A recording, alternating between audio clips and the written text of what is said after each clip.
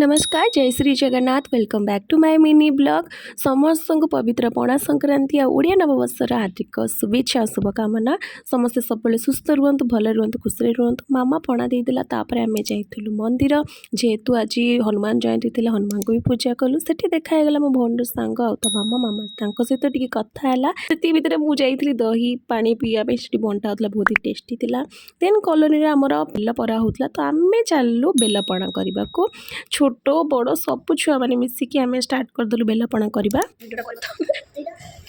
जे तू करूचु ना कौन हम पणा आज बेलपणा चिल्लर पार्टी बेलपणा ना पणा संक्रांति हैप्पी न्यू ईयर आज नववर्ष आज हनुमान जयंती से पणा होची समस्ते पणा पीबे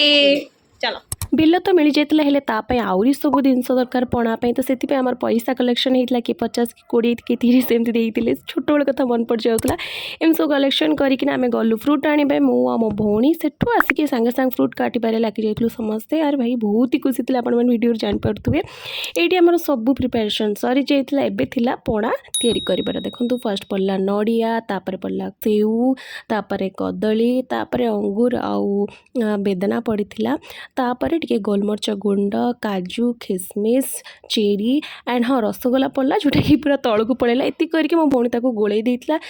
मन पड़ा कि आम चीनी आ दही पकई नुँ पुणी पकईकिना मो भौणी गोलेला भल कि आइस पकईकी आमर रेडी होता पणा देखो केते सुंदर देखा जाउची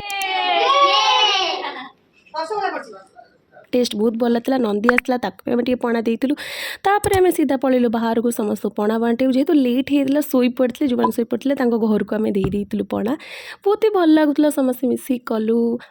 भल यहाँ एंड खरा दिन आसला तो आपण मैंने भी एमती डिस्ट्रीब्यूशन करो तो मुझे करे बाहर एंड हाँ बाहर टे पानी रखिए छात पर पानी रखिए पशु पक्षी सो ये आज वीडियो जदि मो वीडियो आपण मानक भल लगी लाइक कमेंट शेयर करेंगे मो चैनल को सब्सक्राइब करेंगे रोची बाय।